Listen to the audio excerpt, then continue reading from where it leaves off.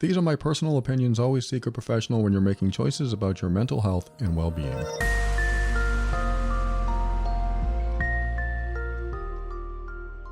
Welcome to the show. Sometimes it's bittersweet to be here. I'm not talking about me. I'm talking about the reason you might tune into a show like this is because you might have a question about something going on in your life or a relationship. And those questions aren't always easy. Like I talked about in the last episode, where it was a tough subject. It was a tough subject to address. It was about a person who said, I didn't ask to be here and I don't want to live, or said something like that. It's very difficult to talk about. And then sometimes I'll get questions where I know the answers right away. I know how to answer that because I've been through it. I've learned about it. I've studied it. I've done it myself many times. For example, when somebody ever asks me about personal boundaries, boom, I know that. I know that pretty well because I started actually honoring my personal boundaries a good 15 years ago now, and realized how much easier life got when I told people what I will and won't accept. And life gets easier when you share with people what you will and won't accept for behavior, for how they treat you, how they show up in your life. You're just saying, I'm sorry, I won't accept that behavior. You don't have to say those words. It might come out like, hey, would you mind not doing that again? Hey, would you mind being more respectful next time? It might be a little confrontational when you say it that way, but this is what you learn when you start doing it, when you start honoring yourself, is that you learn the reactions and responses or non-responses that you get. I remember the very first time I chose to speak up for myself at work, and it went a lot better than I expected. In fact, it led to an eventual promotion and raise. Just because I decided to speak up, even at the risk of losing my job. And it wasn't like I wanted to call my boss a jerk. It was just to tell someone how I wish to be treated. I do not wish to be treated this way. Will you please do it this way instead? Or will you please respect me? Will you please not speak to me that way again? That's all I ask. And then if they choose not to, it would be surprising to me because you're asking someone, because when you ask someone to treat you the way you wish to be treated, you should expect someone to honor that. Why wouldn't they honor what you wanted unless they're mean or controlling or manipulative, or if they just want to hurt you and they don't care? Then you have to ask yourself, well, what am I doing talking to this person? If they're mean, controlling, manipulative, or they don't care if they hurt me, then why am I here? What's the point of having a conversation with this person? And in a work situation, a little different. You know what? I don't like you. You don't like me, but let's just get through this. I'm not saying you say that, but I've had to use that philosophy sometimes. I don't like this person. They don't like me, but let's just get the job done. Let's just finish this and move forward. I've had to do that before. All right, so we move forward, and then I don't want to work with that person again. Goodbye. But there are many, many times that I honored myself after that first time just by standing up and saying, no, that's not acceptable to me. Or yes, that's what I want. When I did that, my life got easier. And it sounds like it should get harder. At least that was my belief. It's probably going to get harder when I tell somebody what they don't want to hear, which was my belief that they didn't want to hear it. And yeah, that's true. Sometimes they don't want to hear what you have to say. But I have learned that when you tell somebody what is acceptable to you or not acceptable to you, you might get resistance at first, but then there's a point where you're either going to lose that person as a friend or family or partner even, or they're going to realize what works for you and follow those guidelines. And that's what has worked for me, is expressing my guidelines, expressing my boundaries, and letting people know where the line is. Because I honestly believe this is probably 90% true. I honestly believe that 90% of the people out there don't know they're crossing your boundaries until you tell them. That 10% might be the tough ones. The 10% are the ones that know they're crossing your boundaries and don't care, or aren't willing to change, or whatever. Maybe they do care and they aren't willing to change. But there are 10% of people, and this is a total guess, I haven't taken a poll. There's a percentage of people out there that know they're crossing your boundaries and will not change, don't want to change, and that's that. That's who they are, and you just have to deal with it.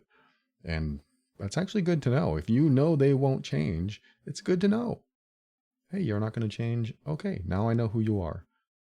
Now, every time we are in the same room or talking to each other, I know that I can't expect anything else from you.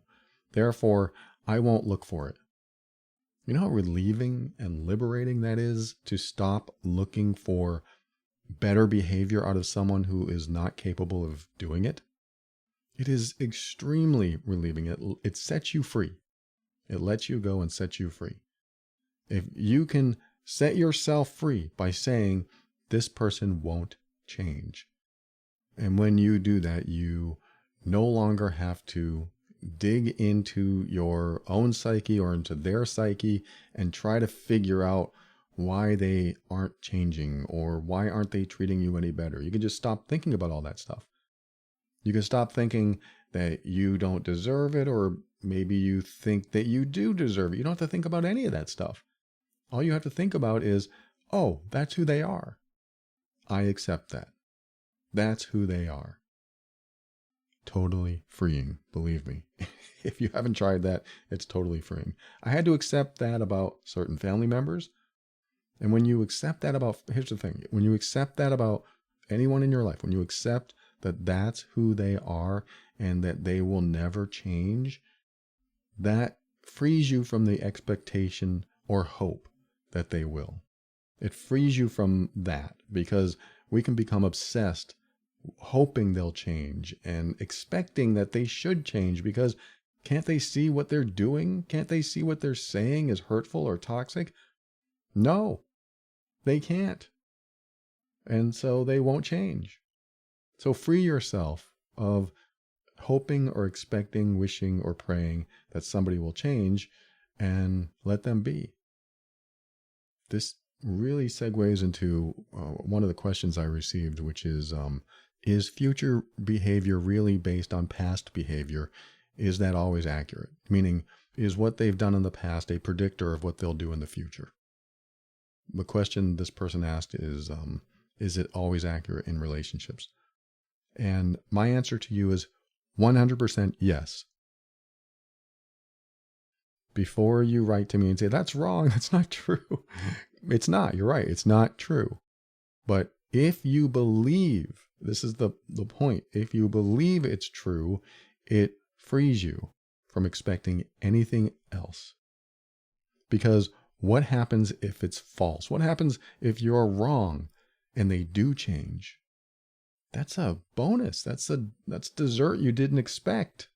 That's great. That means it's a nice surprise. So you didn't expect anything and you got a nice surprise. So if you go forward accepting that this person will never change and the trend that's been occurring will be the trend that continues to occur, it's sort of a no-lose situation. Meaning, if you accept that they'll never change and they do, you win. If you accept that they'll never change and they don't, it's not exactly a win, but it sort of is, because you had stopped putting energy toward it. And the less energy you put towards something that you know won't change, the more energy you have for yourself and the more brain matter you have to make decisions that are right for you. And this leads into my thoughts about decision making. Like, how do I know to make this decision if I don't know if they're going to change or not? For example, if you're in a relationship with somebody that is doing behaviors that are hurtful or that you don't like, or they're dysfunctional in some way and you can't stand being around them sometimes, How do you know it's best to move forward? I look at the trend. I say, okay, this has been who they've been all this time. Have I ever seen them progress? Have I ever seen them move forward or heal something and move forward? Are they going in an upward trend in their personal development or their healing? Are they moving in an upward trend? If they're not, then that's what to expect tomorrow as well. If I'm wrong and they surprise me, great. We can work with that. That's no problem. But this is why I don't like to invest too much time in people that don't seem to ever change, and I don't waste too much time hoping or praying or wishing that they will. I just say, okay, this is who they are. I accept that. And that's how I answer this person's question. Is they asked if future behavior will always be what their past behavior is. I say, yes, it will, even though I might be wrong, because it frees me from having to think about it, hope about it, wish anything. And now I can make a decision based on what I know instead of what I don't, because what I know is what's been happening up to this point. It frees you. And you might say, but what if I'm in a relationship and my only option is divorce? Because now I have seen the trend and I know this trend will continue. I've accepted it. But in a week, they're no longer hurtful. They're no longer a bad person, but I've filed for divorce. You don't have to go through with it. It's a big step, I know, but you don't have to go through with it. If you filed for divorce, and this is just a minor or maybe a major example, let's just say that you did take a big step like that. And taking that step, it is harder to reverse. There are feelings that may be hurt, yes, but it is a step forward that wasn't there before, because maybe nothing would have ever changed until you made that decision.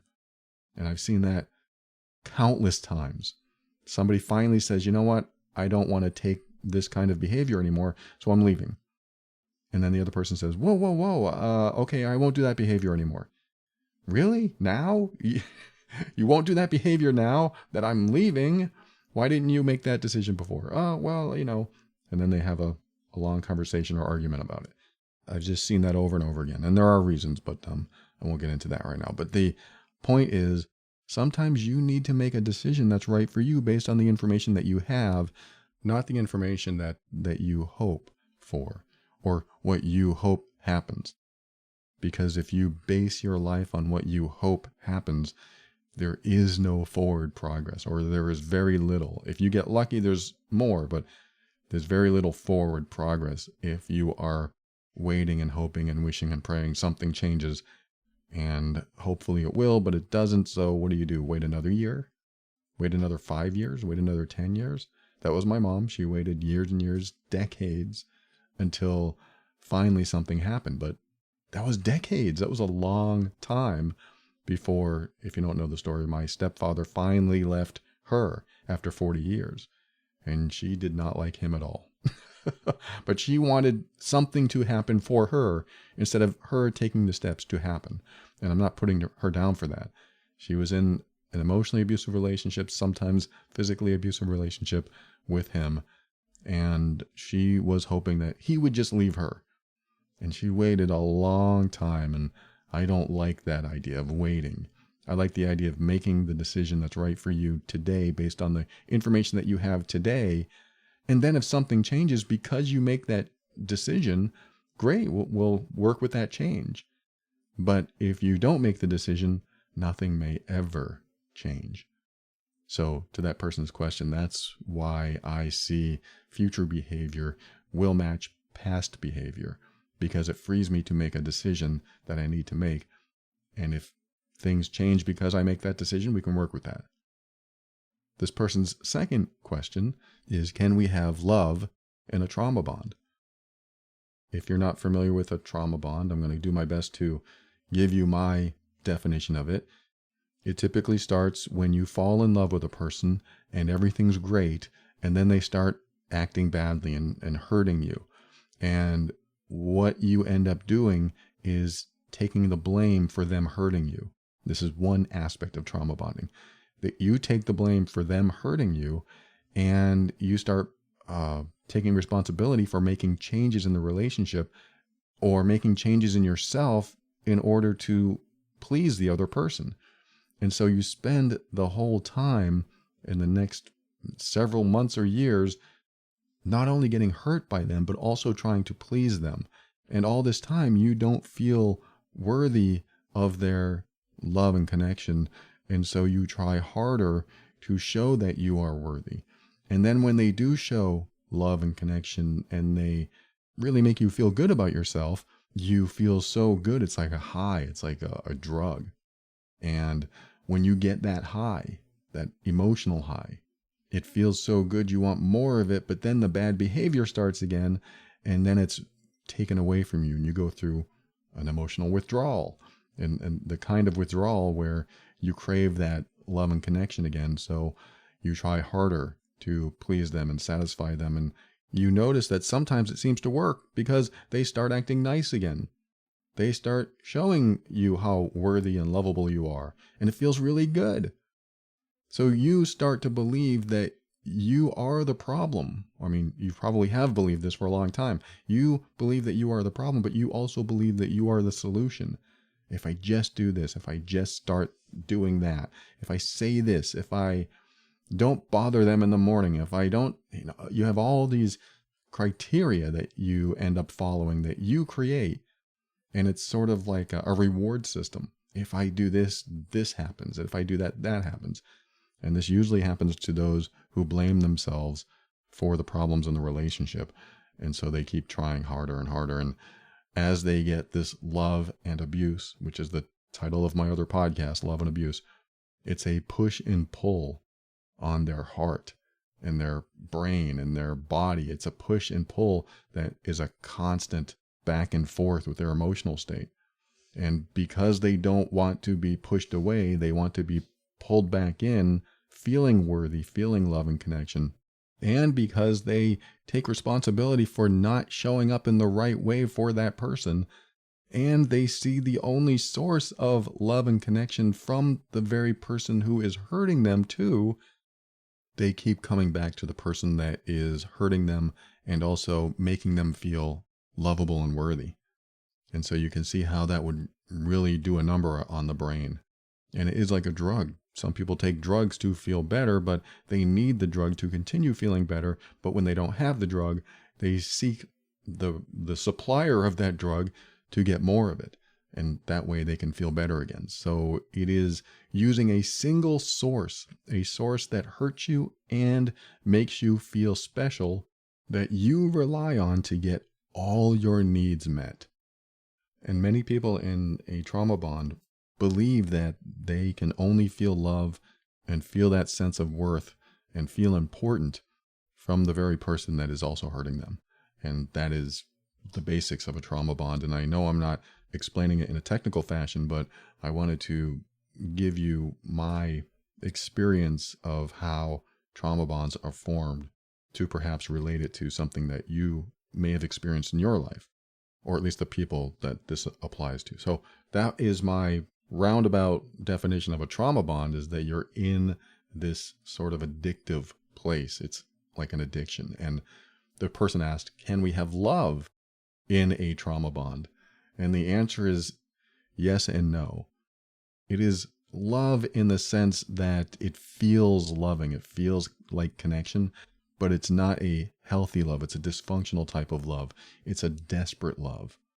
It is a desperation that you want to feel loved and worthy in someone else's eyes, but it comes from a place of insecurity and desperation. And when you have that kind of feeling, a feeling of desperation and the fear that you won't get that love from anyone else, and it has to be this person, or you need to please this person, that fear and that desperate energy isn't what I call love. It feels like love, and it gives you a good feeling. There's probably a rise in your dopamine levels, and it feels really good because when you get it, it's replacing all the bad feelings that you had. And because you don't want to feel bad again, that good feeling is just amplified. It's over the top. So it feels like love, but it's an unhealthy love. And I don't want to say it's not love, because sometimes there is love there. It's just an unhealthy version of it. And my healthy version of love is when you support someone being who they are. It's when you support the decisions they make to be happy. It's when you support what they value. You may not like what they value, but you support them liking what they value. And you support their choices even when you disagree with them. That is my version of love, is that you're basically showing someone that it's not only okay to be themselves, but you encourage it. And you want them to pursue their path to whatever makes them happy. That's how I view love. And when you have somebody that is hurting you and then loving you, quote, loving you and then hurting you again, that's not how I define love. That is an unhealthy love. And some people might not even call that love at all. In my personal life, I don't call that love, but it feels like love when you're in it. And I don't want to discount or minimize or invalidate anyone experiencing this right now, because you are absolutely worthy of love, and you are absolutely worthy of respect and kindness from somebody that you are around or with. But some people are incapable, at least at this time, maybe at this time in their life, some people are incapable of showing you the true definition of love, because they're not in that space, they're not healed, or they have challenges that they need to get over. But that doesn't mean you have to cope with their challenges as they try to get over their own stuff while they are hurting you. You should not have to tolerate somebody hurting you. I don't want you to be in that situation. But this is a very deep topic, a very complex topic sometimes. But I'll answer that question. Can we have love in a trauma bond? Yes, it's just not the type of love that's going to survive. It's not the type of love that's going to get stronger. It's only going to feel like a constant push and pull. You're going to seek it, you're going to feel it, and then you're going to lose it over and over and over again. It's going to feel like love, but true love doesn't have all those strings attached. It doesn't have all those caveats.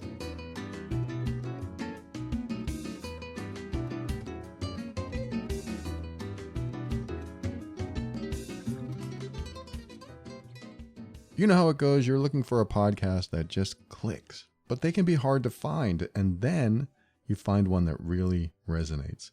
I found a gem called Constant Wonder, and I thoroughly enjoy it. Constant Wonder is all about exploring the awe and wonder in the world around us through science, art, history, and more. And emerging science shows that cultivating a sense of wonder reduces stress, increases life satisfaction, and boosts creativity. Each episode of Constant Wonder gives you a chance to keep learning, reawaken your childlike curiosity, and turn a mundane day into something magical. You'll hear mind-expanding stories like harnessing the sun's power to cool the planet, sprouting ancient seeds, how one family embraced Dad 2.0 after a brain injury, and the mysteries of the unconscious mind. Constant Wonder helps you develop a regular practice of looking for awe in the vast and the small, the human and the wild. You'll walk away with eyes wide open to the wonder all around, feeling rejuvenated and inspired by what we can accomplish. I think you're going to love it. Listen to Constant Wonder wherever you get your podcasts to experience the thrill of transformative encounters with the good, the true, and the beautiful. So that's my answer to that question. And I've got two more questions from this same person. They asked a lot of good questions here. I'm just going to go with it. The next question is, how do you understand that even people who love you will hurt you? That's a loaded question. How do you understand that even people who love you will hurt you? I sort of answered that in a tiny way just a moment ago, but there is an answer to that. And that is, first, define what love means to you. Love means to me is that someone who loves me won't hurt me, not intentionally. Someone who loves me will support me being myself. Someone who loves me doesn't want me to feel wrong all the time. Someone who loves me wants me to be happy. and will support my happiness. Someone who loves me will support me making decisions for myself. Very much what I just talked about, my definition of love. So it is a good question. If you love me, this is the real question. If you love me, why would you hurt me? That is the question. I've received that question a number of times over the years, and I usually get it from victims of emotional abuse. If they loved me, why would they hurt me? That question I finally figured it out. I finally had to think about my own past and think about what I went through and think about what other people have gone through, clients I've worked with and such. And the answer is a simple but hard to comprehend, maybe, answer, which is they believe they're right. A person who loves you, who says they love you, really believes that what they're doing to you is the right thing to do. That means that if you're crying because they hurt you, or you are upset because of something they said or did, it is because they believe so strongly that they're right, that they'll see you as doing this to yourself. It would be like me saying, hey, don't touch that fire, you'll get burned. And then you say, I'm not going to get burned, and you touch the fire. And then I say, see, I told you you're going to get burned, and now you're hurt. You're holding your hand and you're hurt. And I say, that's too bad. It's tough. I told you. I know that I'm right. This is an example. I know that I'm right. You shouldn't have touched the fire. And so that might be a real world scenario, like you tell a child, don't touch the fire, don't touch the stove. But the real world scenario in a relationship, for example, might be, and this is an emotional abuse example, I don't want you to see your friends. This is isolation in emotional abuse. I don't want you to see your friends because they're bad for you. They tell you bad things and they talk badly about us. So I don't want you to see your friends. Or they may say, I don't want you to see your friends tonight, or I don't want you to see that particular person. So they're trying to isolate you from a support system, from your friends, from people you love. And you feel that it's wrong inside. You know that it's wrong sometimes. You just know that what they're saying is wrong, but maybe you've come to trust them and love them and really believe what they say because they seem smart. They sound like they have good reasoning skills because they've figured a lot of stuff out and they know a lot of things and they are smart. So I guess if they're saying that, maybe I shouldn't go see my friends. And then you accidentally run into a friend and then you have a great talk with that friend. And then you come back and they say, where were you? And you said, well, I ran into so-and-so. I told you not to talk to so-and-so. Why did you talk to so-and-so? Well, it wasn't a problem. They were there and I ran into them and it was a nice conversation. I had a good time. And the emotionally abusive person is going to say, I told you not to talk to them. And then they may pretend to be sad or give you the silent treatment because they want you to feel guilty for doing something that they said you shouldn't do. And you're going to feel bad about yourself because you really don't want them to be upset with you. And so you feel bad now that you have disappointed somebody who claims to have loved you, but they want you to feel bad because of what you did when they told you not to do it. And they know they're right. They quote, know they're right. And you know that they know they're right. This is how this works, is that you believe so strongly in what they're saying that you believe they're right. And you have already agreed not to see the friends they told you not to see. And so you will then feel bad for disappointing them. You will then also feel guilty for doing something against their wishes. And so they see you hurting yourself. It is ridiculous. It is toxic. And the people who do it want the other person to feel bad in themselves about themselves. The emotionally abusive person wants the other person to believe they are hurting themselves by not doing what the emotional abuser wants. And that's what happens, is that people who, quote, love you will hurt you because they believe you're hurting yourself. They believe they're right. They have all the answers. They believe they're right. And so they believe that what you're doing is only hurting yourself because all you have to do is listen to me and we'll both be happy. That is the belief of many, many people. All you have to do is listen to me and we'll both be happy. I don't want you to be independent and make your own decisions because I don't want to support those decisions. I want to support the decisions that benefit me. And if they're not benefiting me, then it's your fault. It's complex. Some of this stuff is very complex. Unfortunately, you can't just look at a situation and go, oh, this is what's happening. That's easy. I figured it out. Because you're so deep within some of these dysfunctional relationships. If you have a dysfunctional or toxic relationship like this in your life, be it romantic or familial or a friendship, and you always feel bad and they always seem like they're right and they can do no wrong, especially that happens a lot. They can do no wrong and you're always the one that's wrong. They will make it so you feel bad about disappointing them and hurting them. And they set that up. They set you up to make you feel bad about what you did and make you feel bad about yourself and make you feel bad for not being good enough and never doing what they want you to do. It's like you're going to feel like a failure over and over again, but they set that up. So yes, even people who love you or at least claim to love you will hurt you because they are just in this righteous space. And when they're in that righteous space, they can do no wrong, and everything you do, practically everything you do, is wrong. They set that up. So just be aware of that. Let's get to this last question. These are good questions. I haven't really explored these as deeply as I am right now. So here's the last one. Do we all have toxic traits and behaviors, but can we move past those and communicate with a partner and fix this? Okay, I'm having trouble reading that one. Do we all have toxic traits and behaviors, but can we move past them? So can we move past them with a partner to fix all these toxic traits? So here's another big one that I hear a lot, and I actually hear this a lot in my Healed Being program, is can I heal my emotionally abusive behaviors and stay in the relationship? My Healed Being program is for people who are doing emotionally abusive behavior and want to stop. If you're listening now and you need that, go to healedbeing.com. The reason they ask that question is because they don't want to lose the relationship.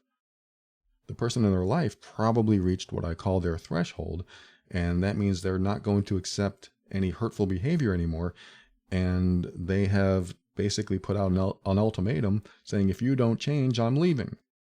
That happens a lot. There's a point where the victim of abusive behavior will get to that they won't take anymore. This is a final straw. If you don't change, I'm done. And that's their threshold. That's what I call it. And so when they reach their threshold, it's at this point that a lot of abusive people, hurtful people, toxic people will finally step out of their righteousness. Not all of them, but I've seen this over and over again.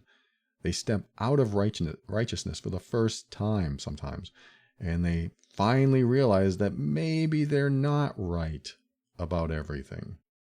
Maybe that's it. And at that point, that is the first step into healing themselves. It's also sometimes the first step that the victim of that behavior gets to heal themselves as well. And that is one of my lessons is called focus, and that means you focus on your own healing. The victim focuses on their healing. The emotional abusive person focuses on their own healing, and then they can either heal while still in the relationship or heal apart. The challenge is, if you heal while you're still in the relationship, guess what's still there? The influence, both positive and negative, of the other person. And because the influence, both positive and negative, of the other person is still in your life, if you have any triggers, you're going to get triggered. And so when you are together, healing your own stuff together, it can work, but you will likely trigger each other. This is bad and good. Bad in the sense that, I said bad twice because I'm just emphasizing it, but bad in the sense that when it feels like you're moving forward progressively and you have some good momentum, then the other person gets triggered, you're suddenly taken back to what feels like step one. You're suddenly taken back to the beginning, and it feels like you're starting all over again. And on top of that, the victim of the hurtful behavior might discount all the progress that the other person has made and say, you're not healing at all. And so this isn't going to work. This is the risk of healing together in the relationship, is that the influences are still there and the triggers are still there, and you both will become triggered because the victim of hurtful behavior has now become highly sensitive to everything that the other person does. I don't mean sensitive, but more acutely aware and observant of everything that the other person does. And also sensitive to the point where they realize that if I do X, Y, Z, that person's going to be upset with me, so I better not do X, Y, Z. But sometimes that disappears after threshold. After their threshold, after they've said, I'm done, I'm not going to tiptoe anymore, I'm not going to walk on eggshells anymore, you have to deal with your stuff, fix yourself, because I don't want to have to deal with that anymore. I don't deserve this behavior.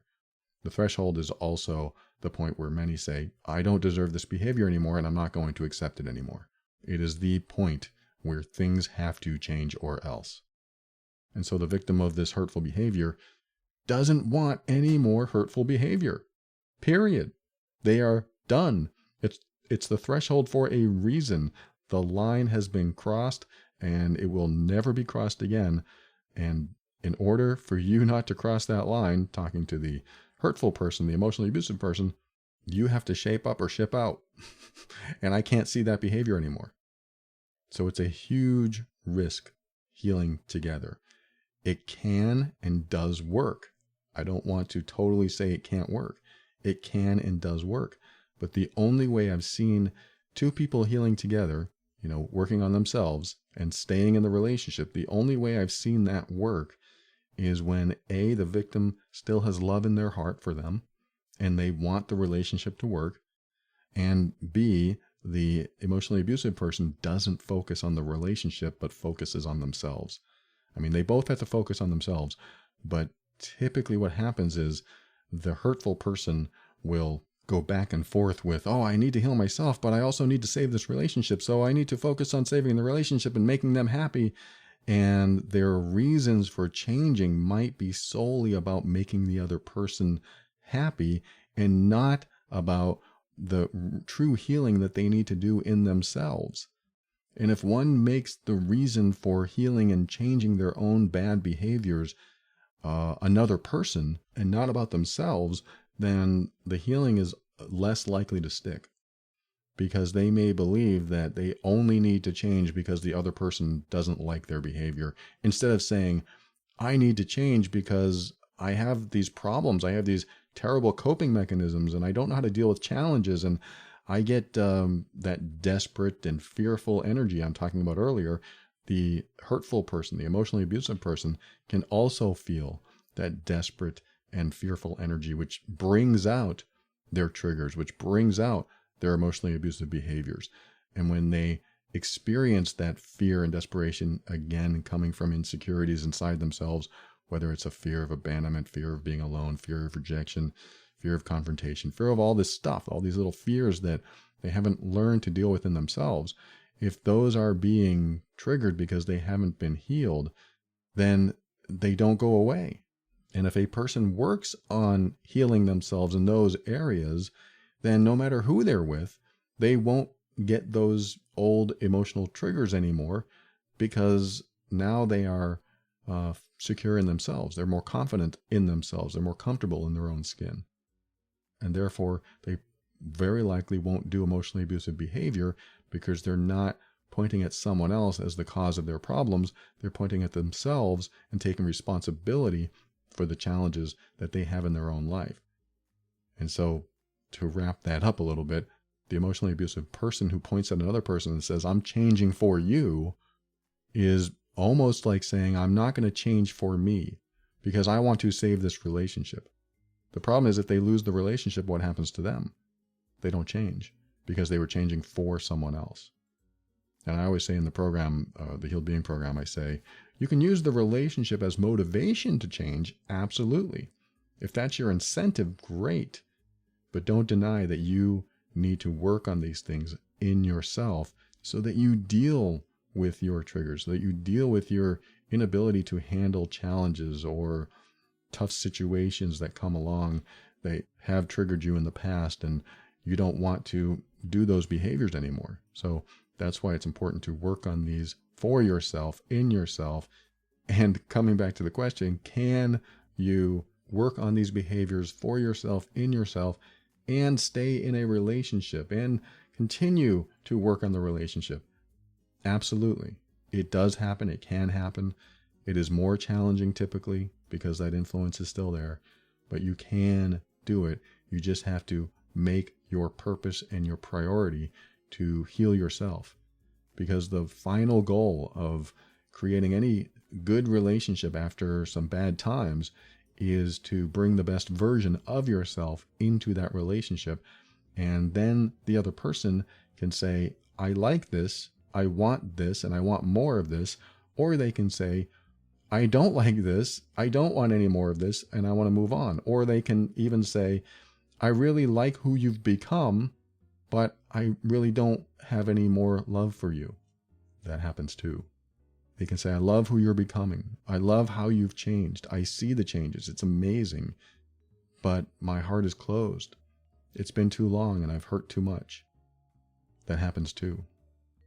But the question, if you can work on this stuff while still in the relationship and get past it, the second part of, I gave you two things here. One of them is the victim of hurtful behavior still has to have love in their heart for the other person.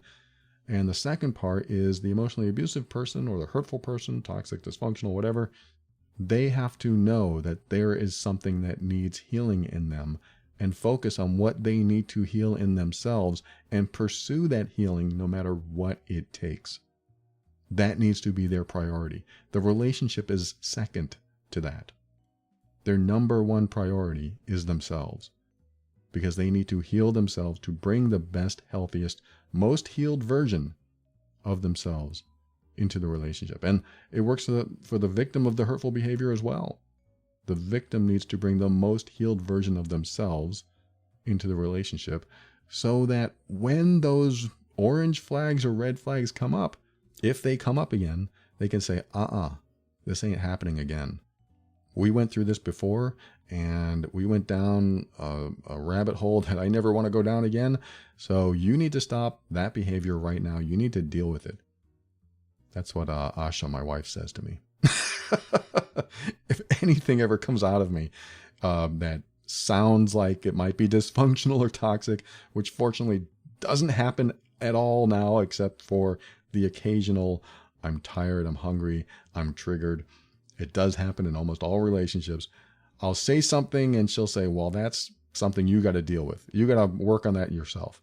And I'll go, "Urgh," and then I'll know she's right. One of my mantras has really helped me over the years. As I started healing from my own terrible behaviors in my past, I started saying to myself, if I have a problem with her, it's my problem, not hers. That's it.